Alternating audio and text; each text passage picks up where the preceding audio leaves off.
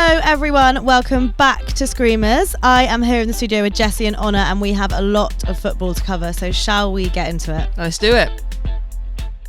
So the Asian Cup wrapped up on Saturday. I don't know about you guys, but it's been a very fun tournament. I've really enjoyed it and I'm going to miss it. I want to say shout out to the AFC for putting all the games on YouTube because I loved how easy it was to be able to watch all of them, and I really hope that WAFCON and the Copa America take note, because that's how you grow the profile of a tournament, is by making it easy for people to watch. 100%.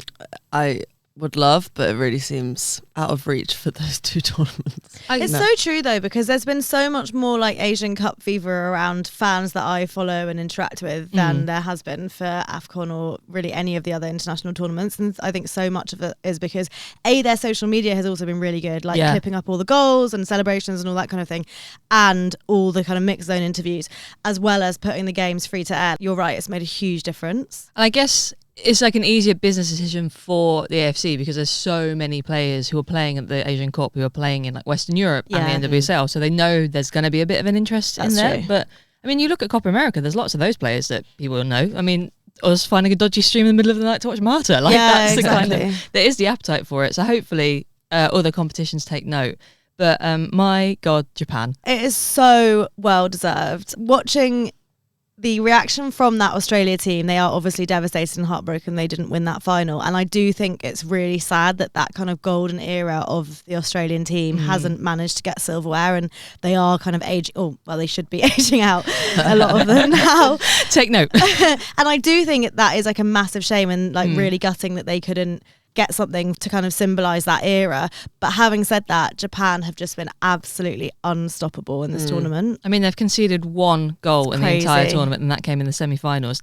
Watching them play in the semi-final against South Korea was just, I had visions of next summer in Brazil. Like, oh my God, if they bring this, everyone should be terrified. Just like the speed and the passing, like motions, just pinging it around the pitch and then punching through the middle. Yui Hasegawa just unleashed to play whatever role she wants to play. I think they've really built on the World Cup performance from a few years ago, and even then they kind of blew everyone away. But yeah, like you're right, if they bring this to the World Cup, we should all be terrified. And they're stacked as well. Like every time they were making subs, it's like for like of someone who's just as good, it probably comes on and scores a goal. Like, it's absolutely insane. The number of goal scorers they had. Also, their squad is quite young. Like, if you compare them like to Australia, you know, they're in a very different place in their cycle, which also, again, for the World Cup is amazing. Like, this tournament has been an amazing warm-up. Them. They had a really nice blend of like experience and youth, and I think it's 25 of their 26 players played during this. It's amazing. That is amazing. And compared to Australia and compared to a lot of other teams in the tournament, and I think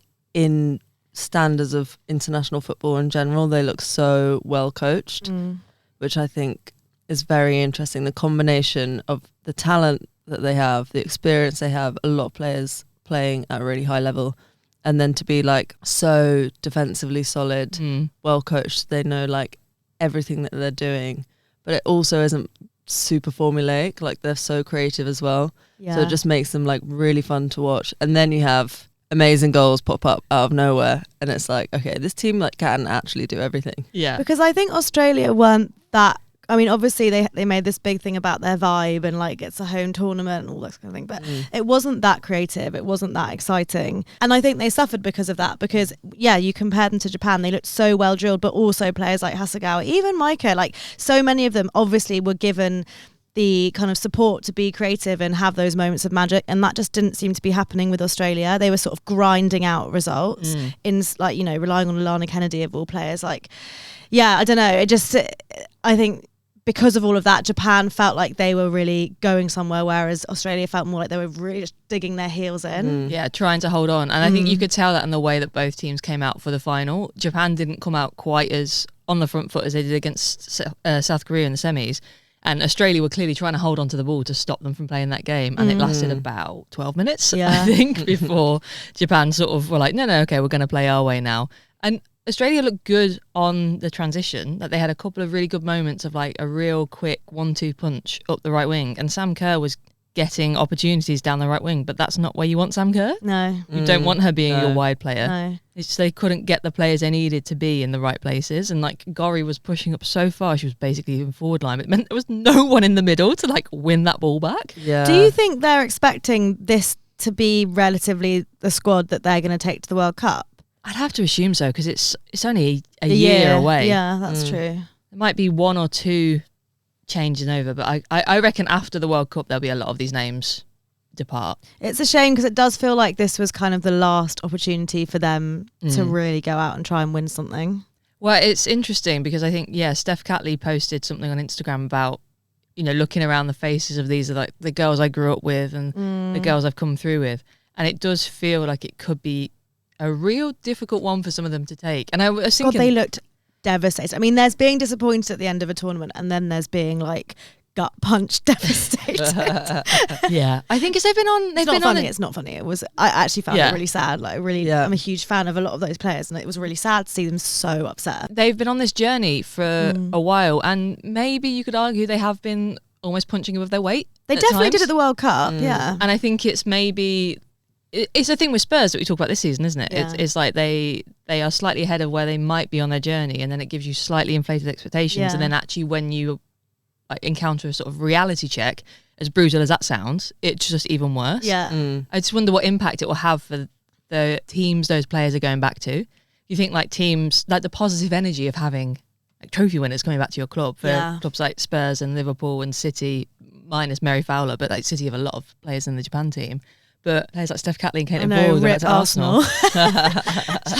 Can we just like delay their flight a little bit so they get there after the quarterfinal? But yeah, Asian Cup. Can't wait Super for it to be back. exciting cup. And I think it's Uzbekistan the next iteration of it is in. So wow. Let's all go to Tashkent. I'm keen. And a busy week in the league. Where do you want to start? Well, how about honour lining Michelle Gannon's pockets at London City Lionesses? How much was the ticket?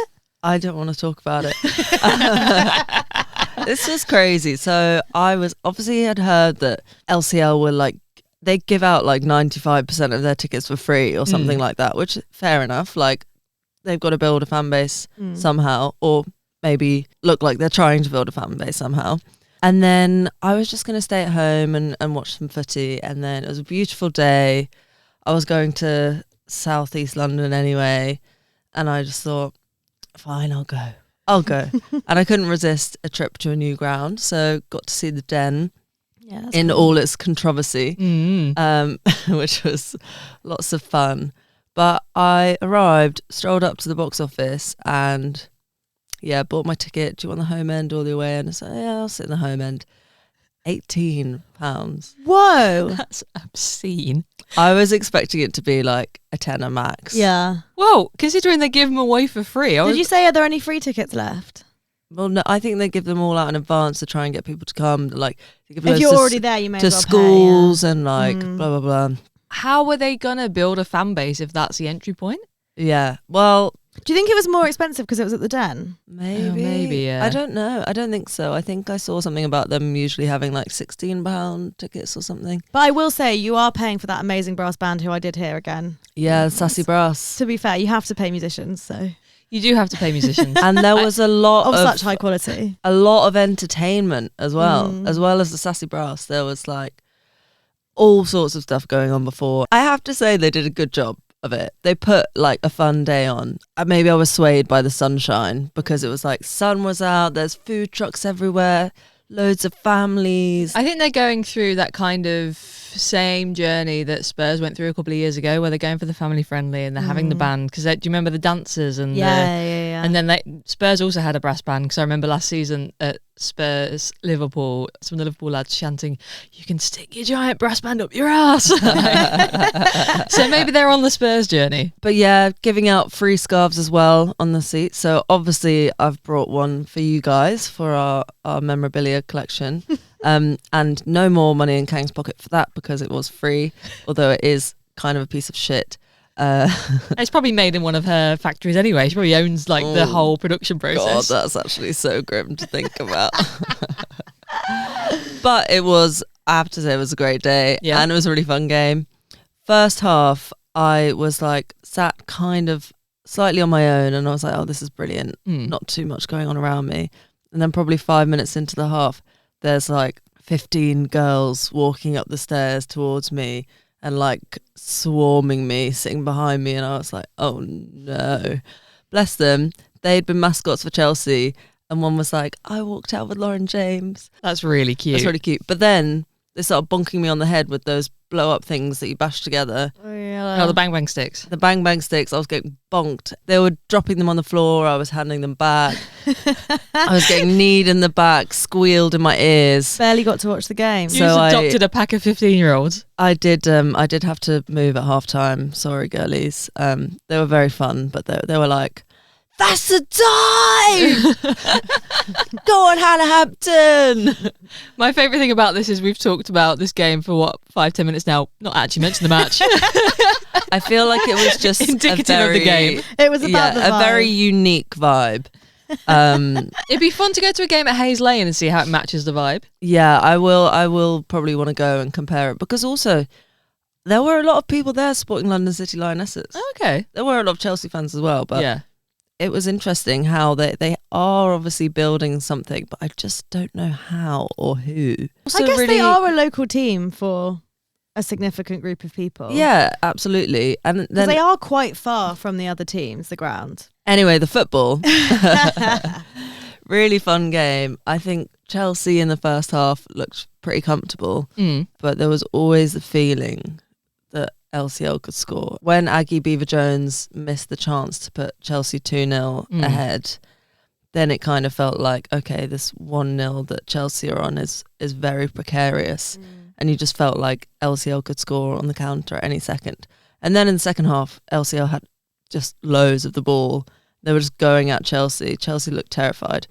And that kind of spill for Izzy Goodwin to head it in was just kind of representative of the day as a whole for Chelsea, I think. It's a promising sign as an Arsenal fan to watch how they played, comparing it with the romp that Arsenal had against West Ham this weekend. Yeah, I'm gutted I couldn't be there because I was away in Amsterdam, but it looked like such a fun day at the Emirates. Like, I think, to be honest, it could have been 10 goals. We missed some really good chances that I think we should have finished.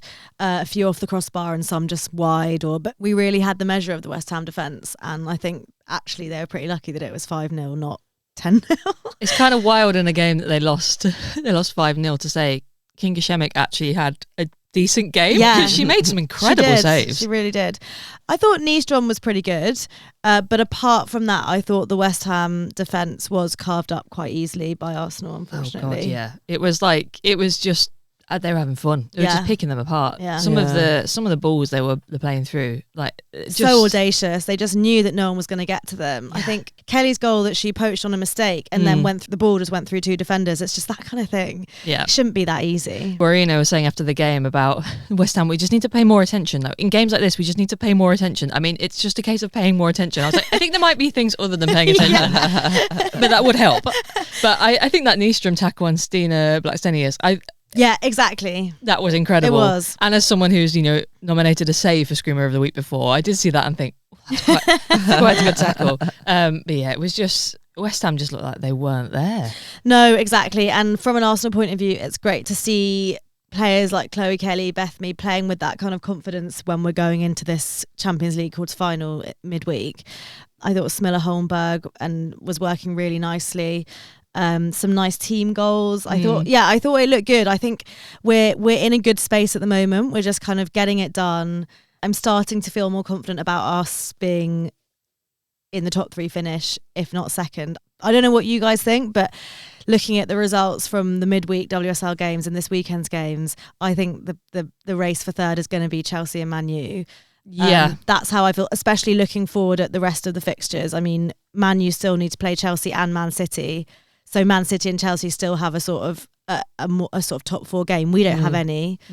Obviously, we've played less games and we have so many games coming up and anything could happen with injuries and stuff. But on the current form, I feel like the race for third is between those two teams. I think the momentum is with you. And for those two teams, for United and Chelsea above you, who are looking at that now. Well, Arsenal are 2 points behind Chelsea now, 3 points behind United with two games in hand. Yeah. When you're those two teams looking at that, it just puts the pressure on. Like, we can't afford to slip up, and And both of them have had a draw. Man U had one midweek, Chelsea had one this weekend, so they're dropping points, and making it a lot easier for us. So I think you're right. It's when you've got someone on your shoulder. Obviously, as an Arsenal fan, I wish we already had those points. But when you're Chelsea and Man U, the possibility is they could suddenly jump up 6 points. Yeah. So, yeah, it's exciting. But it is West Ham, so I guess don't get too... We need to it not is get West too Ham, but carried West away. Ham drew with Man U midweek. True. So I just feel sorry for Tuva Hansen. She's really not having a great introduction to the WSL. No. Just kind of looks like half a second off the pace all the time. Yeah. So hopefully she'll bed in and sort of show us the Tuva Hansen that we know a bit more next season. But another romp over at City. Exactly. Man City is still... you'll notice we haven't been talking about the race for first place. It continues to be sewn up by Man City. Do you remember there was about after their draw the other week and everyone was like, oh, is this the start? Is this the start of the tumble? No, clearly not. They just looked absolutely... Well, fastest ever hat-trick in WSL history from Bunny Shaw. In my notes I put this is the real who else game, because who else to get the quickest ever hat-trick, but also who else to score a magnificent equaliser for Spurs than Olivia Holt. Yeah. It's really who else? Mm-hmm. Guys, I think this is also Bunny's fourth hat-trick against Spurs. God, she loves to play him, doesn't she? Yeah. Gosh. It Crazy. might be recency bias. I can't think of a better headerer in the WSL ever than Bunny Shaw. I think you can sort of have conversations about the different profiles of forwards and what they bring to the teams and the style of teams that they're playing. But out and out headers, I just cannot think of anyone better than Bunny Shaw. The power, the placement, the position she picks up. I love watching her when she can tell a ball, she sort of locks eyes with Carolyn or Casper and tells that ball is going to come in, and watching her move to get her angle. And that pinpoint accuracy into the back of the net. It's just incredible. I think you're probably right. I do think Spurs need to get better at defending set pieces, because it was the same when we went to see them against Chelsea on it, wasn't it? They're just not dealing with them at all. They don't clear their lines. It's strange because I think they can be so defensively tight in normal play, and then when it comes to set pieces they just fall apart and lose track of players, and I'm like, guys, what's happened when you've been playing this really nice compact defensive shape and then you just can't defend across? Very frustrating game for Liverpool at Brighton. Just kind of wasteful from both teams. It was there for both teams to win and neither of us did. We just decided that we were just going to blaze balls over, and there was a couple of great saves from both keepers, but just a really frustrating day out, to be honest. Clean sheet though. Clean sheet, can't complain about that. And not to jinx it, but I'm looking more and more confidently at the table now. We're now 5 points clear of Leicester.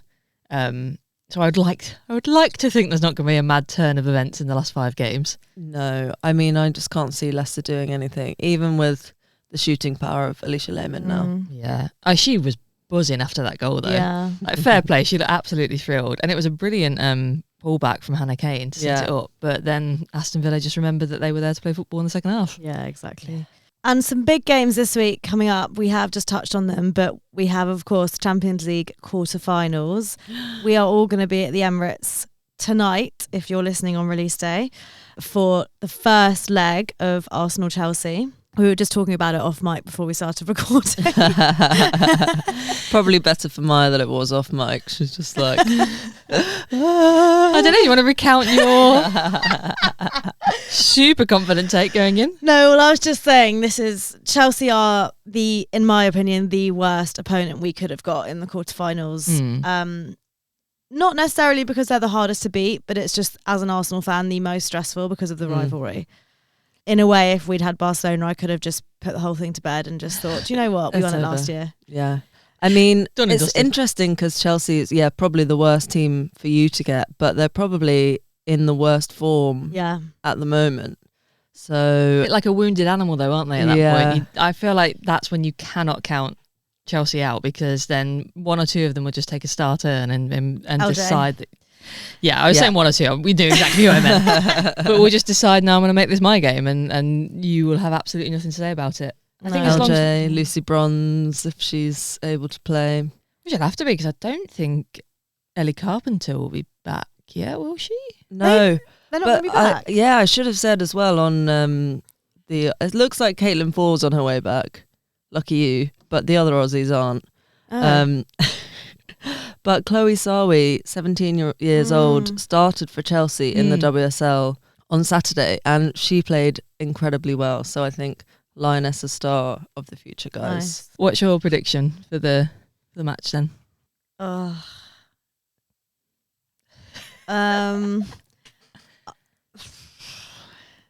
It's 3-1 Arsenal. Yeah, fairs. Let's do it.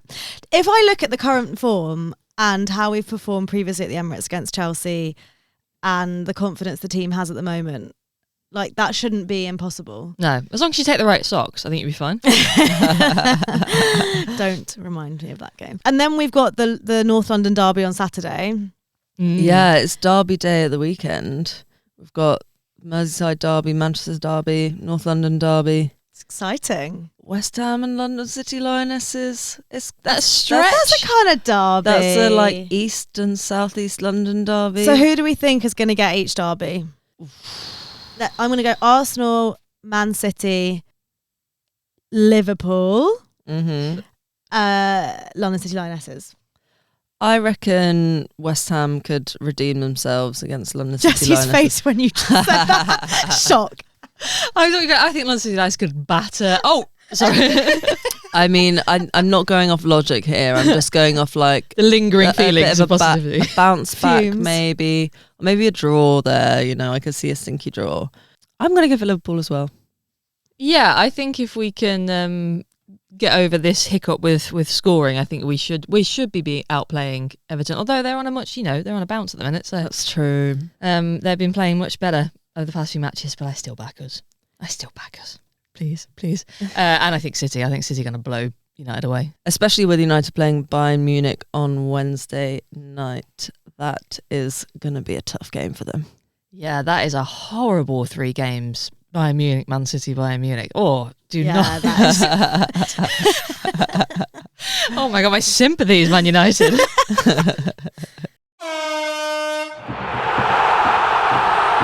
And it's time to pick our screamers of the week. Guys, I did message a few days ago hoping to Bagsy one, but I know that's not how it works, so... I'm so compliant. I was just like, well, I guess Honor has that. Okay, I've Bagsy'd it. Thanks. All right, shall I start then? Go on, you start. Who won last week's? You. Yeah. Yeah, I Aw. mean, that was an absolute good. banger. I that voted free for you. kick from That's the first time I've ever not voted for my own. That really made me laugh. I saw that.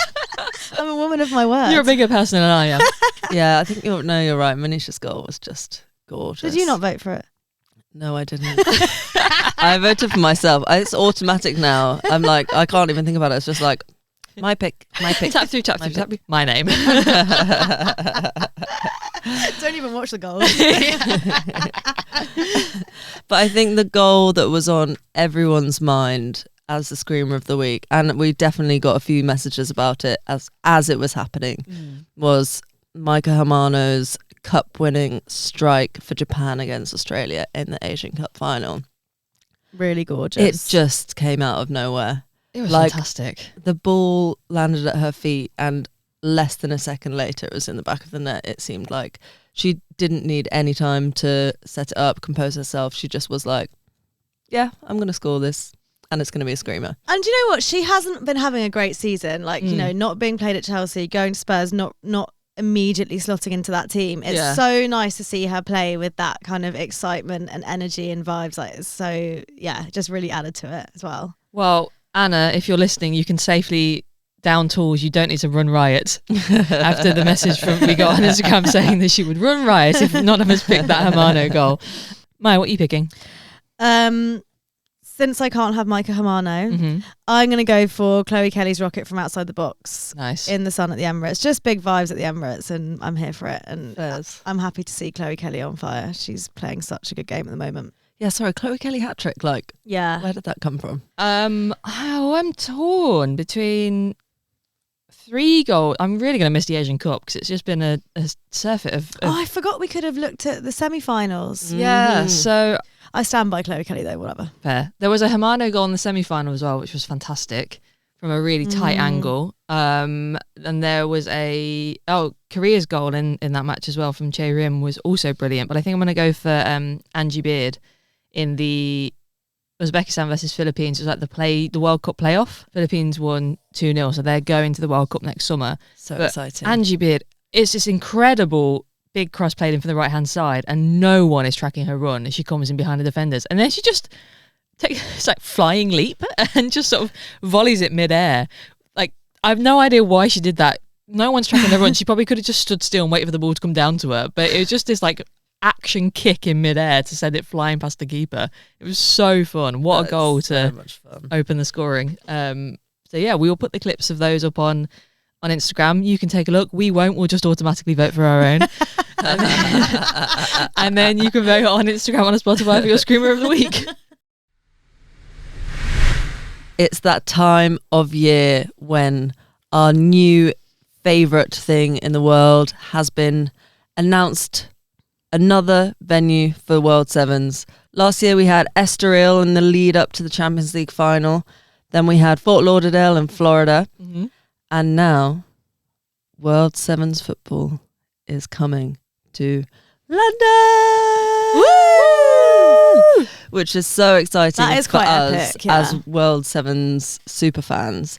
However, it's only going to be WSL teams. This, I think, is quite sad. Which we all collectively overlooked when the news dropped. Yeah, we were so excited. We all read that article in the cutback and just immediately ran away with the news. And then they're like, oh, it's going to be 8 WSL teams. As if we don't watch them week in, week out, all year round. Yeah, I think when World Sevens was first announced way back when, do you remember when we were like, oh, that's a bit silly? Yeah, and then we loved it. Yeah, then we loved it. But I think part of, I don't know about you two. You're very fickle like that. Part of what I really love is seeing not just teams and players that I know do a new format, but teams and players that I don't know. 100%. Also teams from different leagues that play a different style of football. And obviously it will be different because it's 7-a-side and that in itself is fun. Yeah. But it is, like we said, it's teams that we watch week in, week out. I don't know, it feels like they've scaled down the format by doing that. Like it feels exciting and big because it's teams playing each other who never usually play each other and never usually meet, whereas these teams play each other all the time. Yeah, like I think the last edition, the one in Fort Lauderdale, would have been so easy for them to do 8 NWSL teams, but they had teams from Canada and from South America, like from across the Americas, and it was really, and also not just the teams and the players, but the fans as well, like all the different fan culture that's coming. Yeah. Of people. I wonder if it's a decision by World Sevens to make it logistically easier, or I wonder if they've struggled to get other teams to sign up. I wonder if it's to do with sort of the varying levels of professionalism in the game across the UK. But why not international teams like the last few editions have had? Oh, I have no idea. Yeah, that seems strange. Because I wonder if that is like they haven't been able to get teams to take part. Do we think it's a Brexit thing, like having a load of European teams come over to London? I can't imagine that's any harder than them all going to the USA though. Yeah, true. Yeah. It might be because of when they're trying to fit it in as well. We need answers. Yeah. Explain Get yourselves. World Sevens on the blower. Yeah, and it's one thing to do it from, just specifically focusing on like the UK and all the different countries that make that up, but to pick just 8 teams from a 12-team league is a bit wild. Like, who's NFI'd? Yeah. I wonder if as well, to like make it a bit more interesting, whether they'll invite some WSL 2 teams or obviously we're going to see 2, potentially 3 WSL 2 teams be promoted just before World Sevens. So I guess we won't really know if they'll be in the WSL yet. So it's whether they invite WSL 2 teams or not. That's a good point. Yeah. Because it's in the run-up to the FA Cup final, isn't it? Which happens after the end of the season. Yeah. So we'll already know which teams are coming up. Also, I wonder if it won't be the 2 teams that are in the FA Cup final because it's the week leading up to the FA Cup final. You'd have to assume so, wouldn't you? So on the 10th of May, then we'll know who's in the FA Cup final. So maybe, they'll announce after that. Also, maybe some of the teams won't want to take part. I do love the idea though that Man United and Man City have since they went to the first one, have come back and told everyone like, guys, it's so fun. Guys, you have to do it. Guys, it's so fun. And now that all of the WSL teams are just waiting to find out if they'll get invited or not. I mean, Leicester, I'm not sure I would want to see Leicester in World 7 simply because boring, a bit dull. But boring. However, the one redeeming factor of Leicester for me is obviously Alicia Lehmann, and if I get to see her score some like scorpion kicks in World Sevens, then I'll be happy. I actually think she'd be quite good value in a World Sevens. I think so as well because she is quite, she's a little bit tricky, but maybe not always quite on the pace for a full 11-a-side game. No offense. So could be fun to see her in that format. I mean, Jen Beattie, now is the time to put in the favour request from your girlfriend's friends and get Tobin Heath to invite some Scottish teams because there's too many teams in Scotland that should be involved in this. Like whether it's teams like Glasgow City and Hibs who are massive in the women's game right now, or Celtic and Rangers who obviously have that big name profile. Yeah. Interesting. Also, it's happening during half term, which is great because there'll probably be daytime matches like it usually is, and that means they maybe will just get quite a good crowd. Yeah, I mean Brentford's becoming the home of it really is, women's yeah, football, isn't it? Crazy. Other than Leicester, who do we think will be the teams not invited? I think that's a good point though. It might be some teams that are now in the WSL too. Yeah, I didn't consider that as a possibility. I think I would personally like to see Birmingham City. Yeah, because they are scoring so many goals in the league right now. I feel like it would just be fun to see them popping them in against, who knows which WSL side. I think it would also be more interesting to have some WSL2 teams, just some people that aren't usually put up against each other. It would just be more fun. Or just have it that you can only have sort of squad players, don't use your first. Like we don't need to see. Actually, I was going to say we don't need to see Lauren James and Riot and Wild Sevens, but I really want to see Lauren James and Riot and We Wild deeply Sevens. do. Absolutely, that is needed. Yeah, other players who I would love to see, as well as Lauren James, are players like Stina Blackstenius and Aggie Beaver-Jones, just for their... Some chaos merchants. No, not even for the chaos, just for their inability to stay on side in a normal 11-a-side football game. Stina did a wonderful job on the weekend, thank you very much. Sorry, I say inability, but it's because they obviously have perfectly. They have so many chances that obviously 90% of them are going to be offside. Anyway, especially Aggie. I won't have it. But don't you want to see Stina with no offsides? I just think Stina generally, like, you never know what she's going to do. Like, remember that time when she did like 3 pirouettes on the pitch before scoring? Like, she just... Was that the one where she fell on the ball and then like definitely handballed it as well? It's just like by any means. I think Stina should actually be there as sort of when you mascot. sort of no, not a mascot. When you play sort of football and you've got an uneven number, so there's one player who sort of like roams, and I think just have Stina Blackstenius was the chaos agent on the pitch. Yes, I would love that. I'd definitely be down to Brentford for that. I think Kim Little would be quite good and interesting in this format. No one would ever get the ball off her at all. That teeny tiny little pitch. Aurelie Schillag from Liverpool, I think would be quite fun. Yes, exactly. Another kind of could be a bit of a hitman goal hanger and just smash them in. Yeah, and with her strength as well. I would really like to see Spurs in this competition. Oh yeah, especially with our favourite Tinker Tamberg. Imagine her World Sevens Sellies. I think she could bring a bit of fun. Surely they've got to. You think if they're 8 teams from the WSL, surely Spurs have got to be one of them. You would hope so. The journey they're on, the makeup of their squad, whether United and City also won't be in it because they've been in a previous edition. You would assume it's pretty... I mean, Madonna, put in the call, get them in. And before we go, should we check on the Woso Community Noticeboard? Anyone got anything to add? Well, there's been some big rumours swirling around this week. Ooh. You already know them. So, heavily rumoured Leah Volti is coming back to the WSL this summer, which is very, very exciting. I predict London City Lionesses. Is that just because we predict that for every footballer in their 30s these days? Yeah, well, that's the thing. I mean, I hope that's not true for London City Lionesses' sake, only because they've just got so many over 30s. Aslani, Van der Donk, Paris, Kumigai, Kennedy. Yeah, exactly. They've got them coming out their ears. So it's not going to obviously be Arsenal, although that would be quite legendary if she just bounced back. I'm here. Maybe Brighton. That's not a bad shout, actually. Because they do seem to recruit that profile, like, the Fran Kirbys. Yeah. I don't know, like, country captain has that sort of, I don't know, could be. Knows the league. Interesting. Yeah. Would slot into the team. Is this also, have you done some research as to where would be a good spot with Mario based in London? Well, obviously that would not be good because obviously Brighton is south and Arsenal are training north of London, so that wouldn't be great. But Thameslink all the way up to St Albans. Isn't the Brighton train the notoriously terrible one that's always got delays? No, there's the Victoria one and there's the Thameslink one. Okay, yeah. But they're both kind of awful. But the Thameslink, I'm pretty sure you can go all the way from Brighton all the way up to St Albans on one train. If that's what handy. happens, I want them to live in St Albans because Mario obviously needs rest. Has she not looked so they tired don't all have to live season? together. They can't be living together. Sorry, that's crazy. That's too much of a commute. From Turin to London, yes. For work. I think Brighton is a good shout. Thames Link notwithstanding, who knows? I'm sure they could do some kind of promo deal and get a 2 together rail card and they'll be fine. I've got one. The savings are amazing. They are. I get very annoyed when I can't use it. Yeah, me too. I think maybe just imagining Leah Volti and Mariana Galanti just having to take the shitty little photos to put on the 2 together rail card app, just there like together on the app.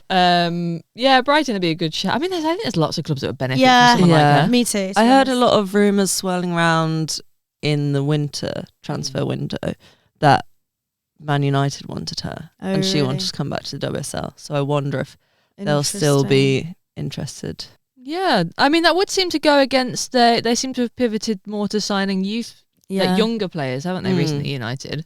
Yeah, but you wonder if they kind of need a bit of stability in the midfield because they've got a lot of creativity and attacking power, but maybe just to shore up. Also, think how much they leaned on Rachel Williams for quite a few seasons of being like a really experienced player who could just come on to kind of see games out. And Leah Velti is so good at calming down side. She did that for Arsenal for years. So maybe that is something they would look at. You're right, though. It isn't how they've been recruiting recently. But I think the experience point is great. Yeah. And they did really miss Miyazawa, I think, while she's been off at the Asian Cup. So having more good options in midfield wouldn't hurt. It'll be interesting to see where she lands. And then obviously the news that Sam Kerr and Millie Bright are going to be leaving Chelsea at the end of the season. That is again the Sam Kerr one less of a surprise. The Millie Bright one did surprise me. I mean, what actually surprised me about that was the reporting that she had been offered a new contract. Yeah. Well, same. I think for some reason I had just assumed she was going to be retiring at the end of this season. Yeah. So when I saw the rumour about her leaving Chelsea, I was like, oh yeah, that makes sense. But yeah, the fact that it was a contract somewhere else. Yeah, I just can't think where she would go. Maybe she's doing an Alex Pop and going to Sunderland. Yeah, maybe. Maybe she's going to LCL. Yeah. I mean, or maybe she's going to the USA. No, I think I saw a rumour she wants to stay in the WSL, which does obviously limit the options. I just can't see Millie Bright in America. I don't know why. I think she could get into it, the cheese of it all. True. Yeah, she doesn't need any encouragement to do a TikTok trend, does she? And then Sam Kerr, rumoured to go to the NWSL. That one's less surprising. That makes sense to me, yeah, exactly. I think it'll be interesting to see which team goes in for her. Because where was she before last time she played in the NWSL? Was she at Chicago Red Stars? And then was her last team. And then she was obviously at Gotham when they were Sky Blue. So it'd be interesting to see if she goes back to one of her former clubs. If Chicago or Gotham come in for her. Or if she... I mean, obviously there's expansion teams. There's Boston and Denver. Christy is from Boston. True. Ooh. And have they used their...